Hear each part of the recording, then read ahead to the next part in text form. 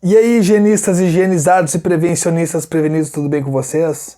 Como estão brotando aí muitos concursos, hoje a gente vai com uma resolução de prova de mais um concurso e a gente vai abordar especificamente os conhecimentos específicos.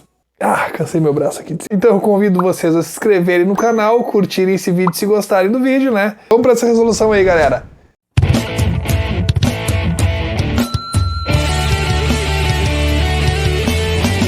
Vamos lá para a resolução dessa prova. Então ela é uma prova que foi feita para o órgão da Companhia Catarinense de Águas e Saneamento, né, a Casan, recente a prova, no ano de 2022, para o cargo de técnico em segurança do trabalho.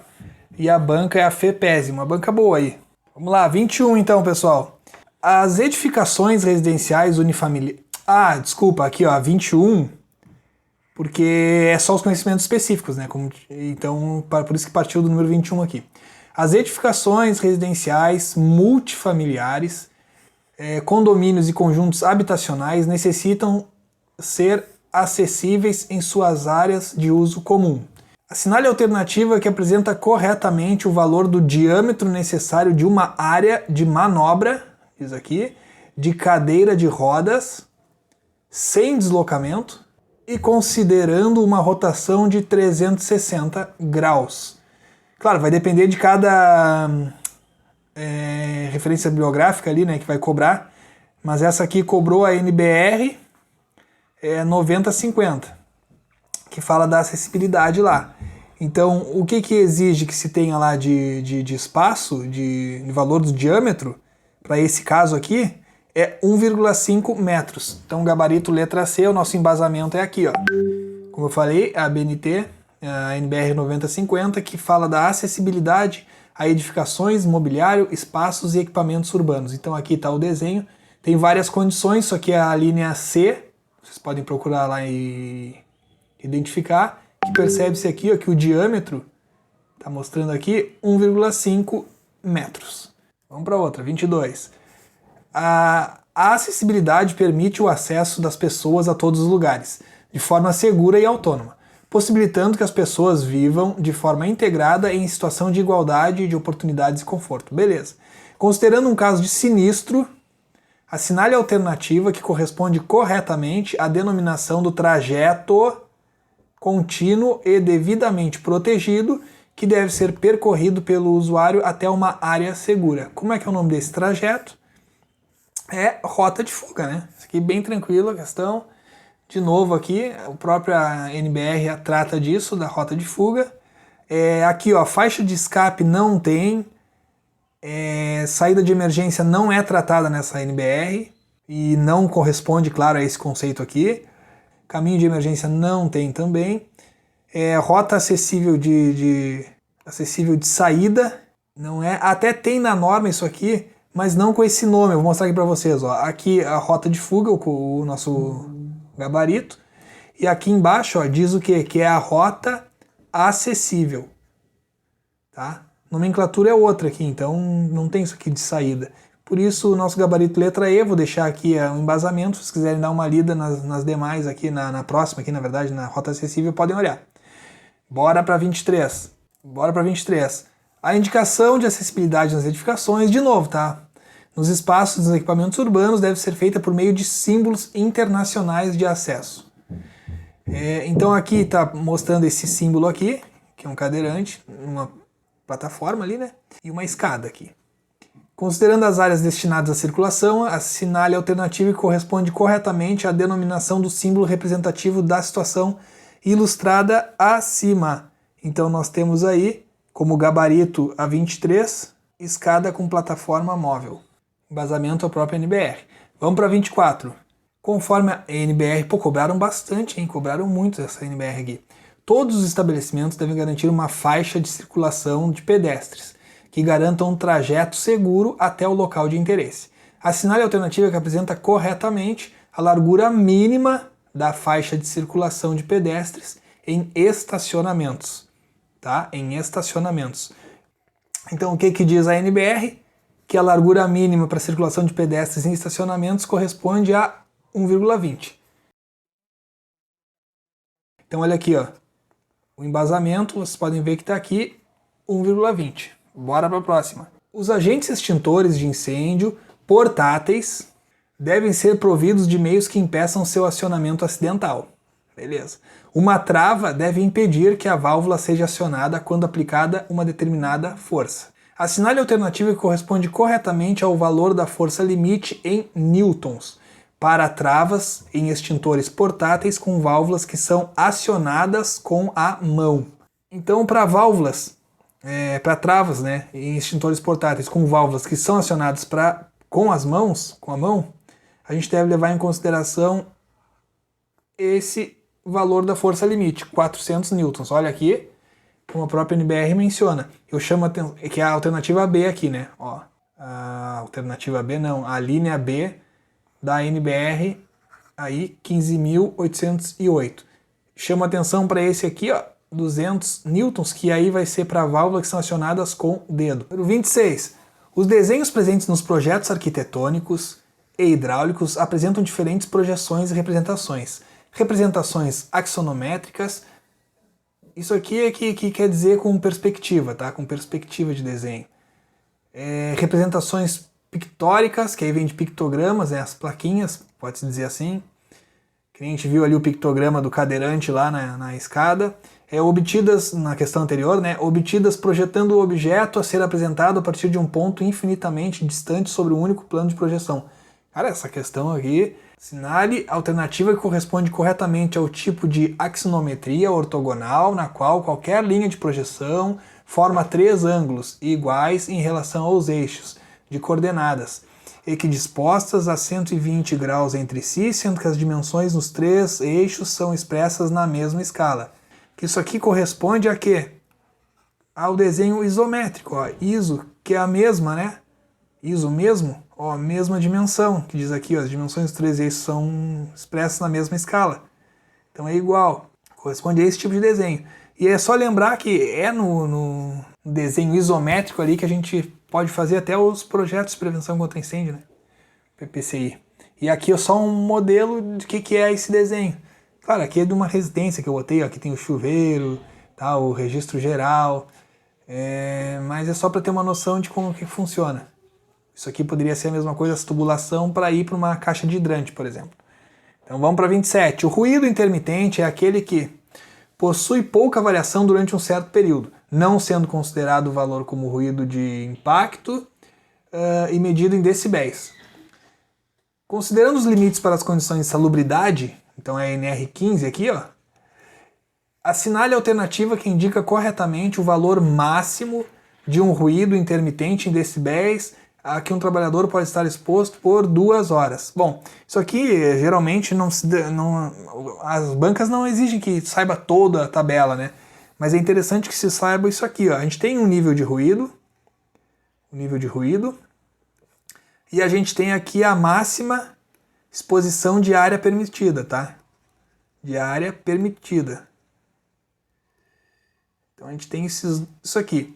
A gente tem que inicia com 85 decibéis. A cada 5 decibéis, ó, acrescidos, ó, mais 90, mais 95, a gente tem que decorar, na verdade, aqui o início. 85 decibéis correspondem a 8 horas de máxima exposição diária. Cada vez que a gente acrescenta 5, diminui o tempo pela metade. Então, olha aqui, ó. Para 85 temos 8 horas, para 90 temos 4 horas, metade, para 95 2 horas. Então já chegamos aqui, se está dizendo ali, ó, que era 2 horas, nosso gabarito, letra C. De qualquer maneira, eu trouxe aqui para vocês, ó, NR15, nosso embasamento, e uma parte da tabela. Isso aqui é a parte, ela segue, para cá para baixo ela segue, ó. Segue com 97, 98, vai até 115. Tá bem? Vamos para a próxima. Considera-se risco biológico a probabilidade da exposição ocupacional a agentes biológicos sendo utilizada uma avaliação qualitativa para a caracterização de insalubridade, que pode ser considerada de grau máximo ou médio. Beleza. Isso aqui é anexo 14 da NR15.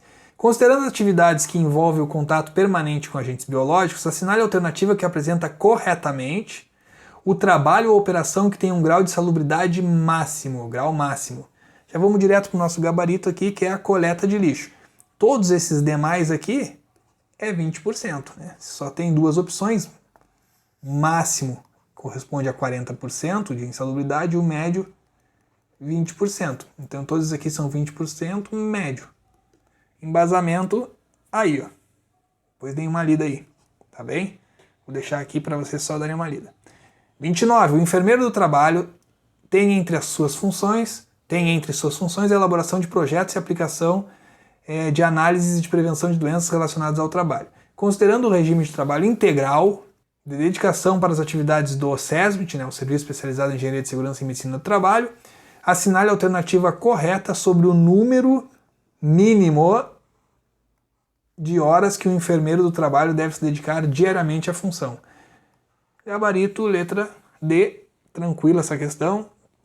Vou deixar até aqui chamar a atenção que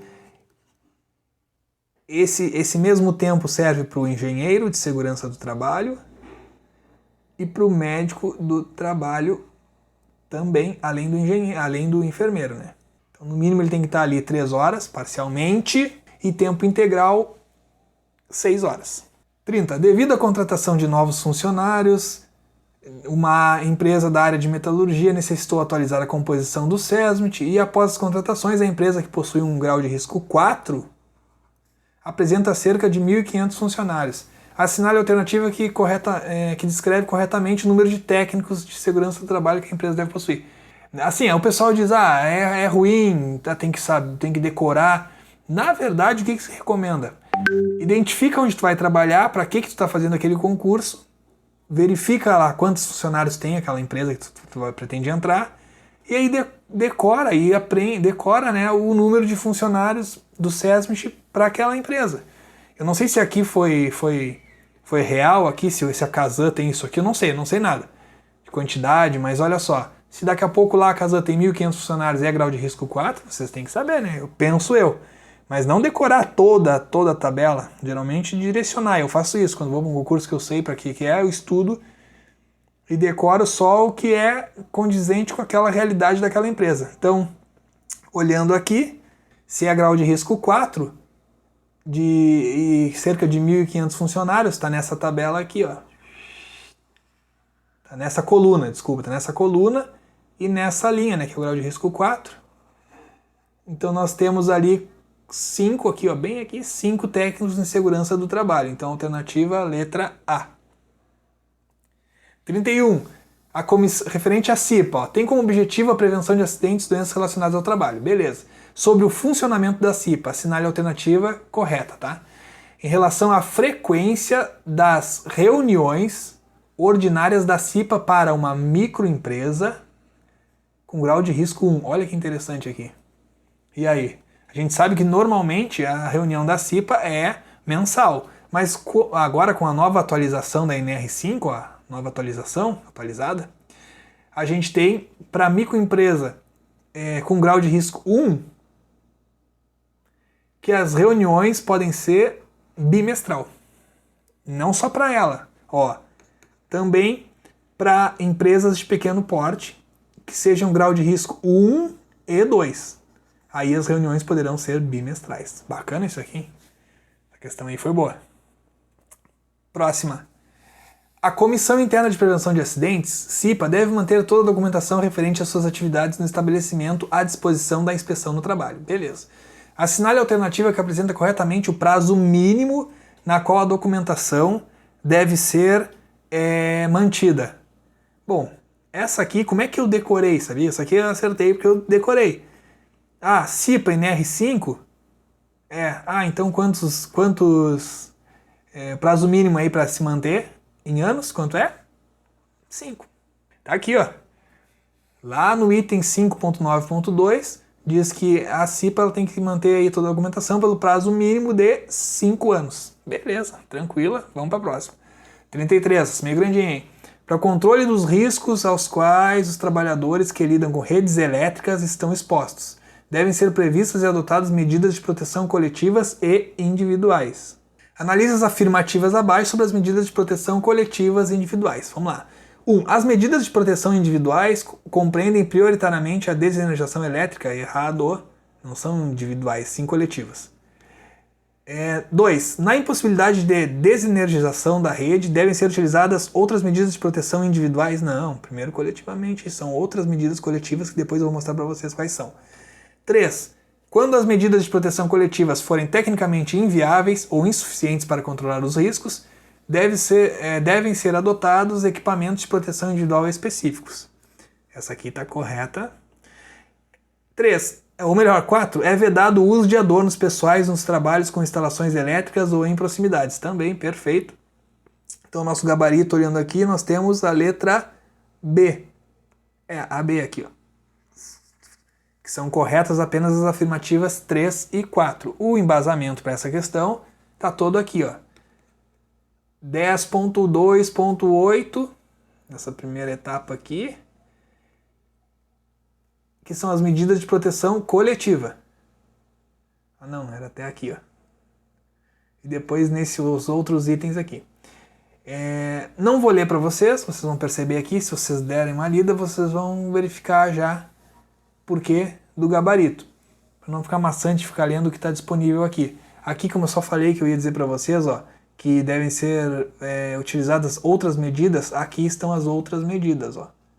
Ó, na impossibilidade de implantação do sistema contido nesse aqui, no 10.2.8, que corresponde à desenergização, a gente vai aplicar a proteção coletiva. Ó.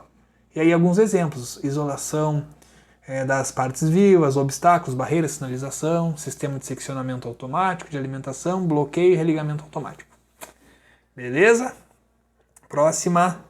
Se estiver indo rápido demais, diminui a velocidade do vídeo aí, mas eu acho que não.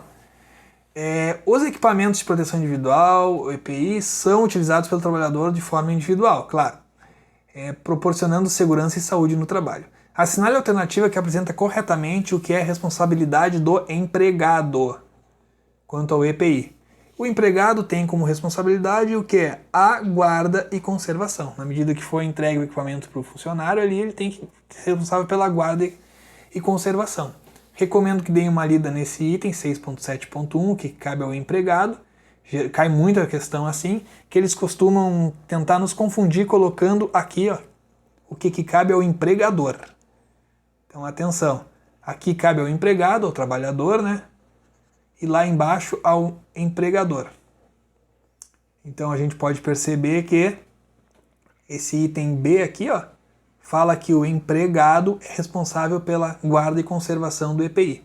Por isso, nosso gabarito da 34, letra E.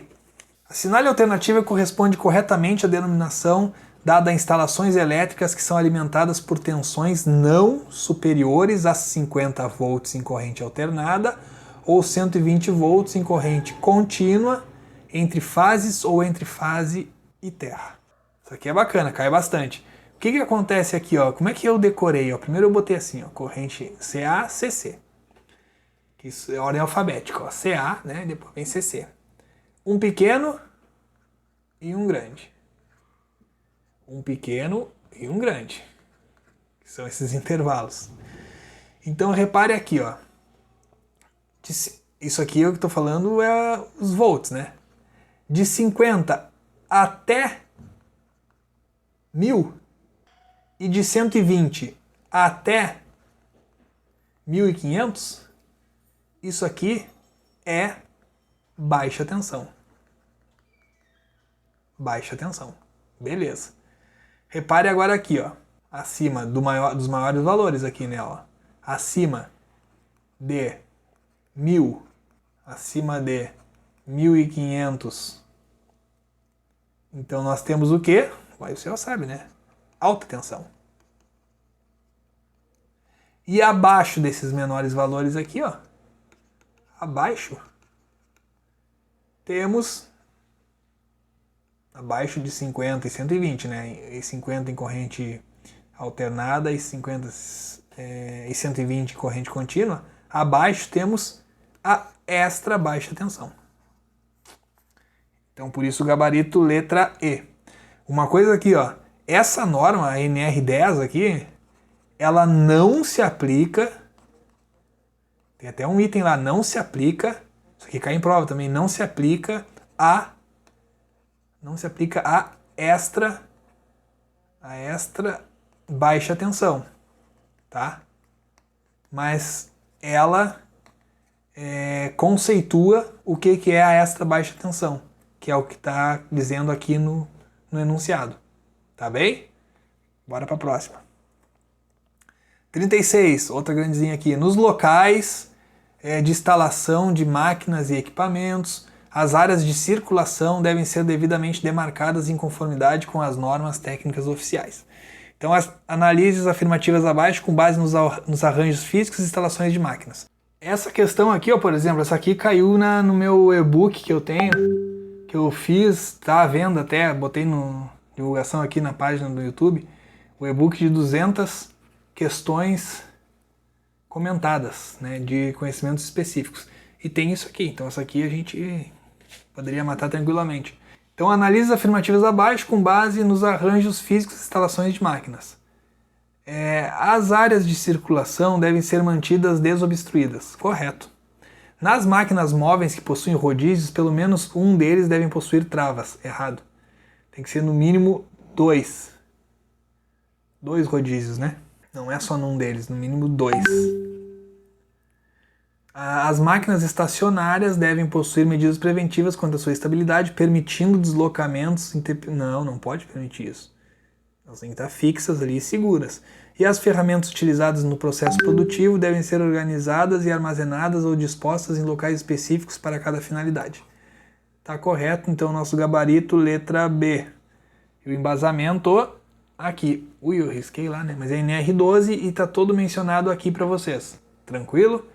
Vamos para a próxima. 37. As máquinas e os equipamentos devem dispor de acessos permanentes, fixados e seguros. Todos os seus pontos de operação, seguros a todos os seus pontos de operação, de abastecimento e de inserção de matérias-primas. Os acessos, como as rampas, falando de rampas aqui, ó, devem ser dimensionados de modo seguro, de forma a suportar esforços solicitantes e a movimentação segura do trabalhador. Então, assinale a alternativa que apresenta corretamente o valor do ângulo máximo de inclinação de rampas de acesso permanentes, tendo como referência o piso. Isso aqui o gabarito é a letra A, está aqui o embasamento. É proibida a construção de rampas com inclinação superior a 20 graus em relação ao piso. Isso aqui com base na NR12, segurança do trabalho em máquinas e equipamentos. Então, tranquila também. 38. Áreas de risco são partes de um determinado território que, por suas características, apresentam mais chances de acidentes. Considerando o trabalho com instalações elétricas, então estamos falando da NR10, assinale a alternativa que apresenta corretamente a denominação dada ao entorno da parte condutora, energizada, não segregada, acessível inclusive acidentalmente, de dimensões estabelecidas de acordo com o nível de tensão, cuja aproximação só é permitida a profissionais autorizados e com a adoção de técnicas e instrumentos apropriados para o trabalho. Isso aqui a gente está mencionando aqui esse conceito, a zona de risco. Está aqui o embasamento. Ó. Pode se confundir, às vezes eles trazem, por exemplo, eles poderiam trazer aqui um outro conceito, que eles gostam de misturar esses dois conceitos, né, que é a zona controlada aqui. Isso aqui é outra coisa, que é o entorno de parte condutora energizada, não segregada, acessível, de dimensões estabelecidas de acordo com o nível de tensão, cuja aproximação só é permitida a profissionais autorizados. Repare que a zona de risco ela é mais criteriosa, é mais perigosa, então tem mais critérios para tu poder acessar aquela área. O conceito, inclusive, é maior aqui, ó. Mais linhas. Bora para a próxima. 39. As atividades e operações perigosas são aquelas que envolvem explosivos, materiais inflamáveis, substâncias radioativas, entre outros. Então, de acordo com a NR16, assinale a alternativa corresponde corretamente à condição na qual consideram atividades em motocicletas perigosas. Então, aqui com base no entendimento do que é uma periculosidade em função de uso de motocicleta, vamos ver a letra A. Atividades em motocicleta em locais privados? Não, locais privados não entra. Atividade em veículos que não necessitem de emplacamento? Nada a ver, não tem nada dizendo isso na NR. Atividade com uso de motocicleta de forma eventualidade não é considerado como periculosidade para o caso de motocicleta. Atividades laborais de motocicleta no deslocamento de trabalhador em vias públicas. Opa, aí sim entrou o nosso gabarito. Tá? Aqui, ó, quando fala em exclusivamente do percurso da residência para o local de trabalho, isso não entra. Então isso aqui, na verdade, o nosso gabarito é 39, letra D. Aqui está o embasamento. Esse aqui é o anexo 5 lá que fala das motocicletas. A gente tem 5 anexos mais o asterisco, né? A gente tem assim, ó, os explosivos.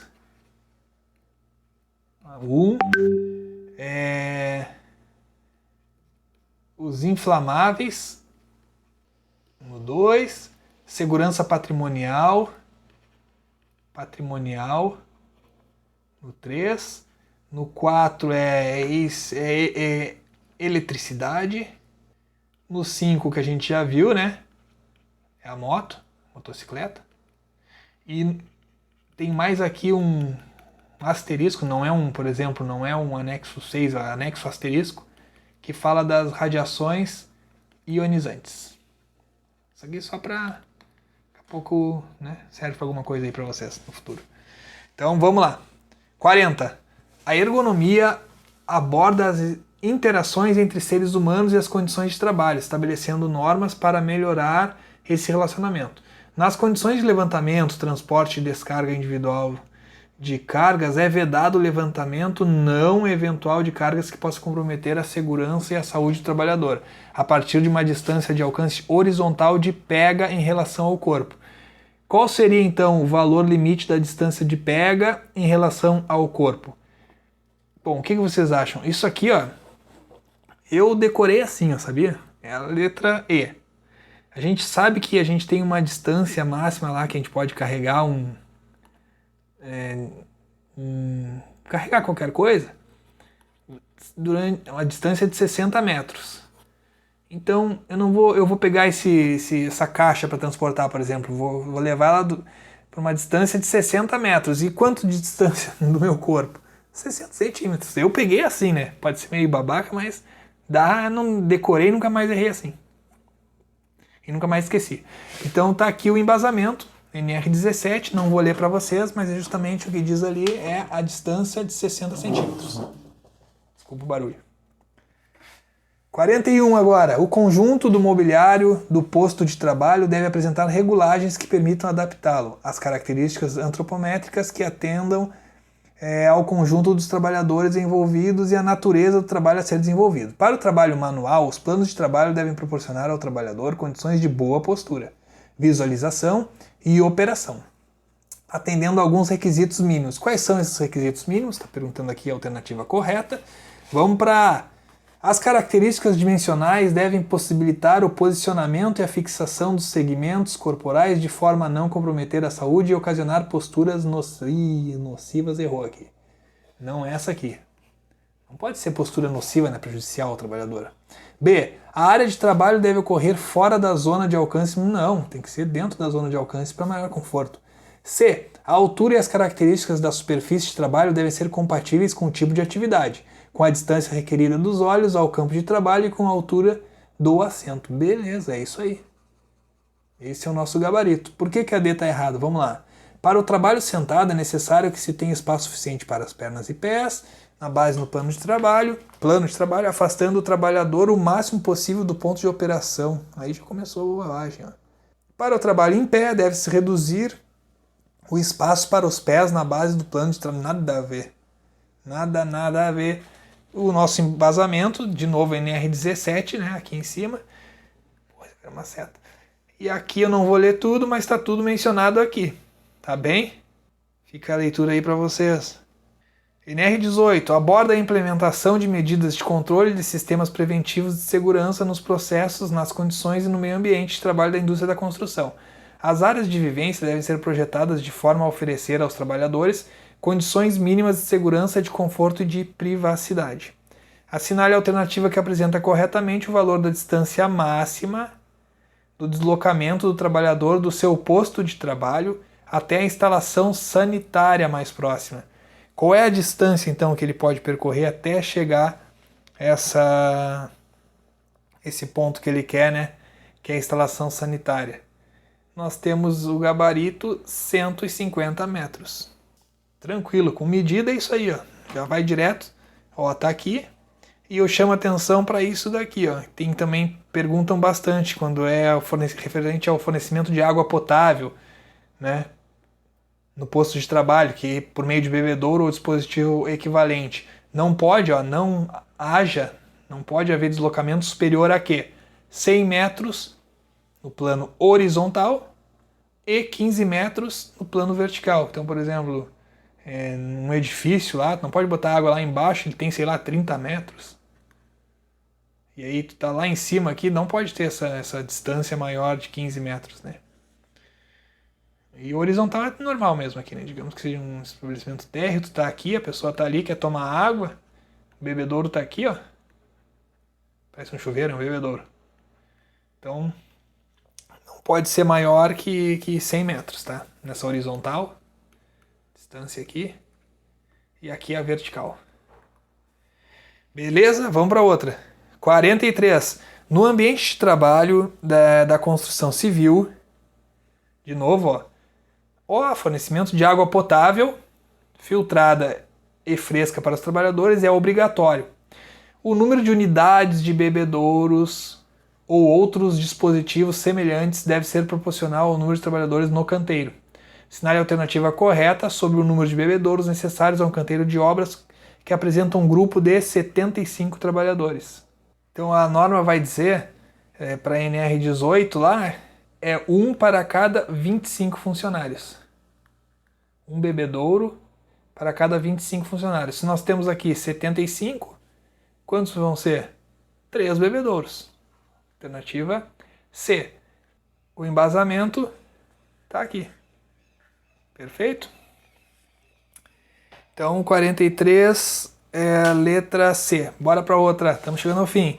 Em um canteiro de obras, o trabalhador pode conviver com pisos em diferentes cotas, onde a instalação de escada ou rampa para transposição de pisos é obrigatória a partir de uma determinada diferença de nível. Então, qual o valor de diferença de nível entre níveis? Qual a diferença limite entre níveis para que seja necessária a instalação de escada ou rampa?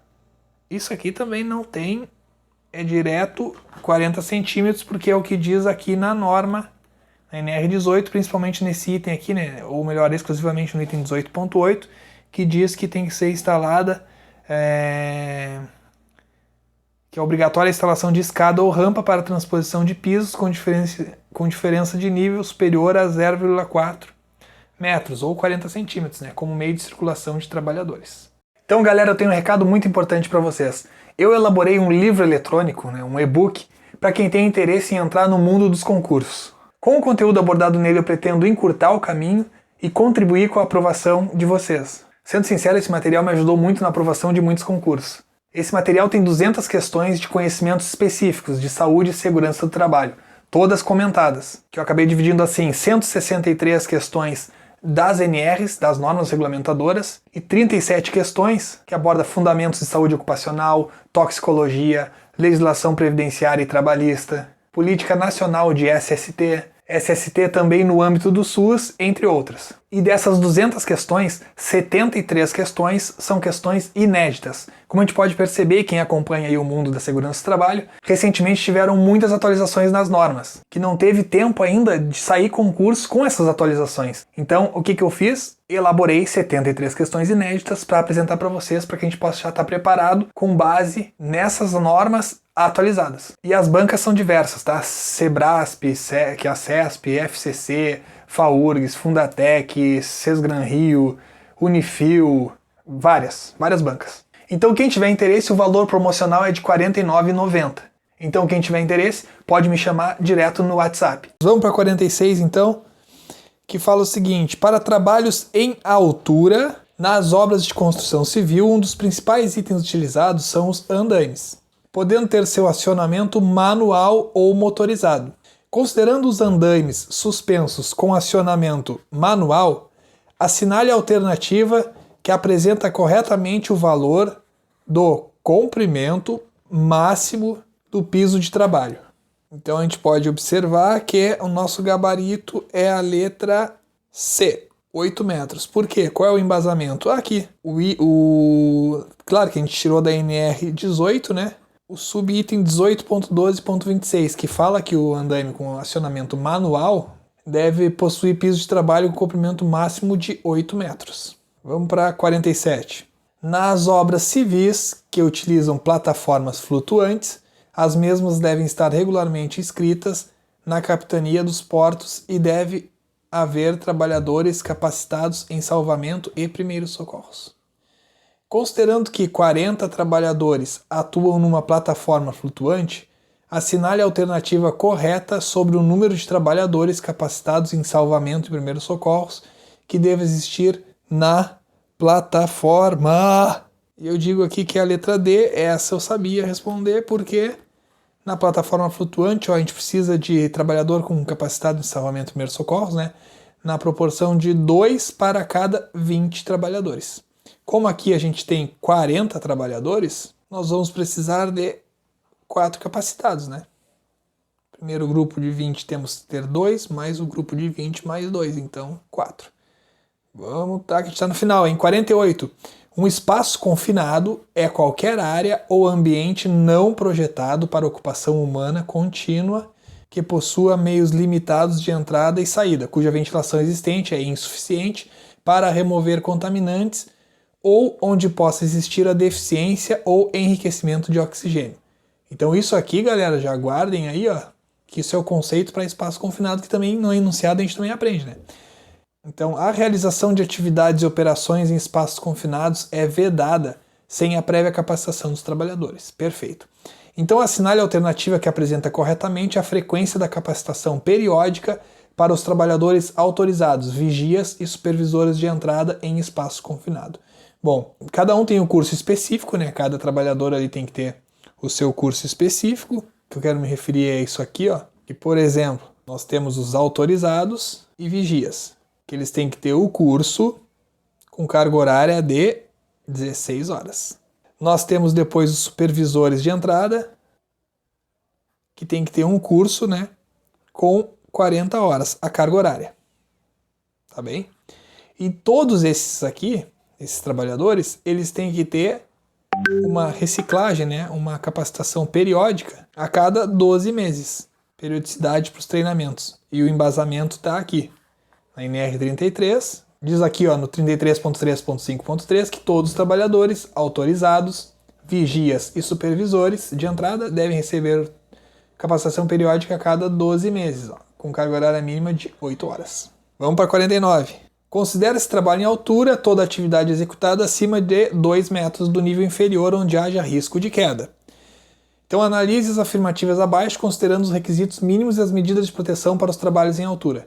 Então o item 1 aqui, cabe ao empregador garantir aos trabalhadores informações atualizadas sobre os riscos e as medidas de controle. Beleza, tá ok. O item 2, trabalhadores devem realizar um treinamento periódico bienal com carga horária mínima de 8 horas, correto? 3, as atividades de trabalho em altura não rotineiras devem ser previamente autorizadas mediante a permissão de trabalho. Verdade também. E o 4, todo trabalho em altura deve ser precedido de análise de risco. Beleza. Olha assim, isso aqui... Vamos para o nosso gabarito primeiro, né? Todas estão corretas, gabarito letra E. O embasamento está aqui, não vou ler para vocês já fica disponível aqui para vocês lerem. Mas aqui em cima, olha aqui, ó. Eu marquei assim, ó, para não esquecer. A gente tem atividade rotineira e a gente tem atividade não rotineira. Para atividade rotineira, tem que ter análise de risco. E para atividade não rotineira, tem que ter também análise de risco, né? Só que aqui tem uma coisa a mais, que é a permissão para o trabalho, que tem que ter, tá bem? Então, eu decorei assim, dá para levar esse conhecimento para saber essas questões aqui, das atividades rotineiras ou não. Beleza? Vamos para a última questão. Eu até já deixei direto aqui, ó, essa tabela ela não tinha, tá? No enunciado da questão. Era só essa parte aqui. Mas isso aí, eu consegui responder essa questão porque eu já tinha feito uma questão, né, com esse mesmo tipo, que cobrava a mesma coisa. Que é o seguinte, ó, a NBR 14.280 apresenta os procedimentos e classificação para o cadastro de acidente de trabalho, a CAT. Então o que acontece? De acordo com a norma, tem os dias a debitar lá, de acordo com cada tipo de acontecimento.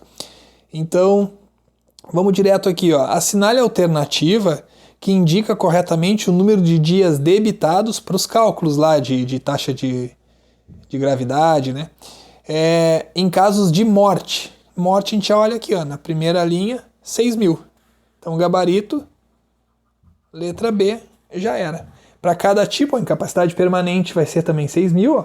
Mas perda de membros, se for um membro superior, acima do punho do cotovelo, tem esse outro valor, e assim vai. Isso aqui é uma parte da tabela, ela é bem mais extensa. Isso aqui é bruto cobrar, né? Geralmente eles cobram esses mais comuns aqui mesmo, que é a morte, que é uma coisa mais impactante, né?